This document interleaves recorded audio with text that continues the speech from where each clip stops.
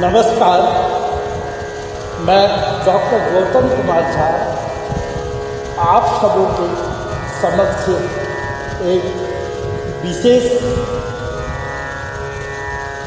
वैदिक शब्द जो वेद से निश्चित हुआ है, यह अष्टांग योग के बारे में कहा गया है।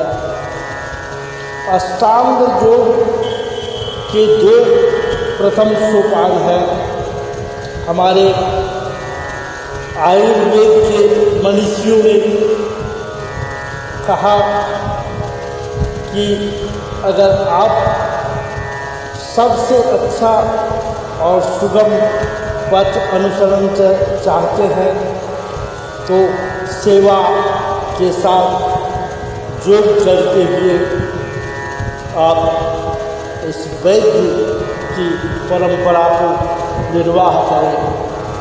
इस वैदिक परंपरा को निर्वाह करते हुए चरक ऋषि, सुश्रुत ऋषि इत्यादि अन्य बहुत प्रकार के मुनि ऋषियों ने, यहाँ तक कि देवताओं ने भी इस पथ को अनुसरण करते हुए हमारे शरीर की रक्षा के लिए इसको हमारे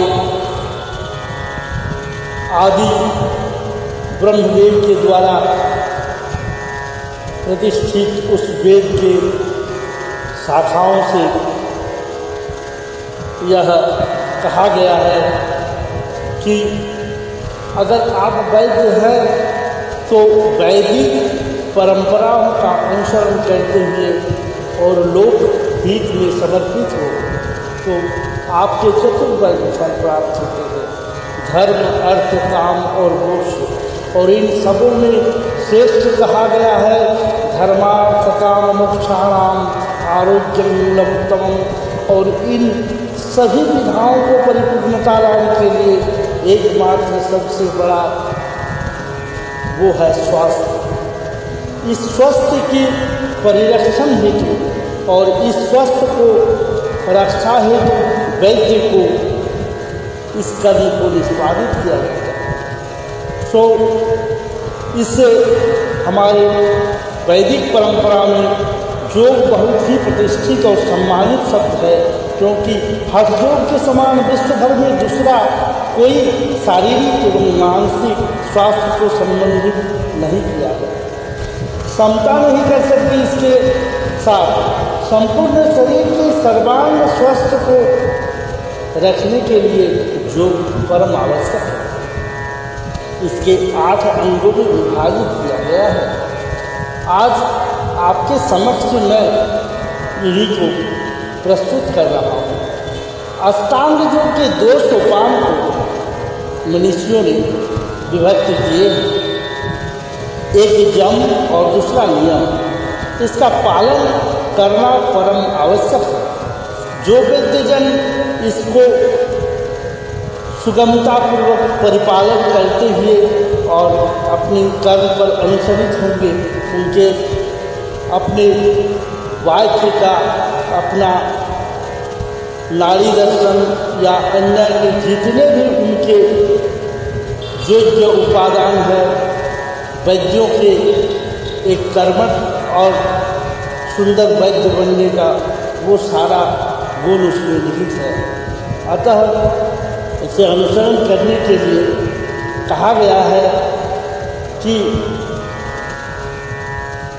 हमारे इस जीवन में जम का पातंजलि ने योग दर्शन में 30वें श्लोक में इस प्रकार कहा कि अहिंसा सत्यस्तेय ब्रह्मचर्य परिग्रहा यमा।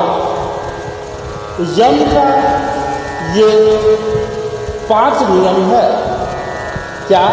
अहिंसा, किसी से हिंसा न करना, सत्य, सतता के ऊपर, आस्तेय, चोरी न करना, ब्रह्मचर्य का निर्वाह करना और अपरिहार्य। ये 5 जो तत्व है ये यम के नियम है और इनके परिपालन करते हुए महावीर, बुद्धदेव इत्यादि अनेक मनीषियों ने सहस्र वर्ष तक तप करते हुए, पिपल्याद ऋषि 10,000 वर्ष तक इसको परिपालन करते हुए और अपना जीवन निर्वाह किए। परिग्रह का तात्पर्य है कि वास्तविक आवश्यकताओं से अधिक मात्रा में धन संपत्ति का जो सामग्री करना जरूरी नहीं। ये सारा इनके लक्षण है। और ब्रह्मचर्य से ब्रह्म की रक्षण करते हुए और अपने जीवन में एक दिव्य शक्ति की संचार करें।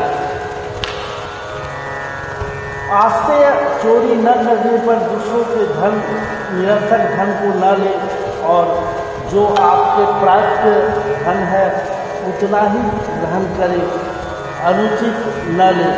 इससे आस्ते कहते हैं।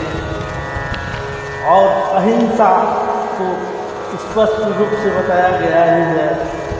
और सतता से अपने इस कर्म को, वैदिक कर्म को निर्वाह करते हुए चले तो आपके सारे नियम के आधार पर भी चले। फिर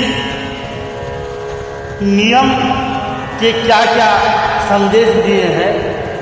सोच संतोष तप स्वाध्यायेश्वर प्रणिधान नियम, अर्थात सोच शुद्धता के सहकार, संतोष अपने आप में संतोष रहते हुए, तप अपने इंद्रियों को तप्त करते हुए, लोभ मद मोह मात्सर्य को वशीभूत रखते हुए इस तप में, और स्वाध्याय अध्ययन पूर्वक सुंदर अध्ययन स्वाध्याय करें। और फिर ईश्वर प्रणिधान, ईश्वर के प्रति आस्था रखते हुए अपने कर्मों को फल की इच्छा न रखते हुए प्रभु पर अर्पित करते हुए, पूर्णमदं पूर्णमिदं पूर्णात् पूर्णमुदच्यते पूर्णश्च पूर्णमेवाय पूर्णमेवावशिष्यते। और इस प्रकार वेदों को अनुसरण करते हुए और इन सबों का परिपालन करते हुए जो वैद्य अग्रसरित होंगे उनका निश्चय ही यश प्राप्त होगी। इसीलिए कहा गया है, शिरोर्भव विरंग आशुर्भव वाज्रोर्भव शोधस्मग्नि पुरुषा। यजुर्वेद में कहा गया है, हे उत्तम मनुष्य, तुम श्रेष्ठ ज्ञान प्राप्त करने के लिए सुदृढ़ हो और नीति के पालन हेतु बलवान शरीर से युक्त होकर शीघ्र कर्म करने वाला, तेजस्वी और सुंदर व्यवहार संपन्न शुभ कर्म करने वाला हो और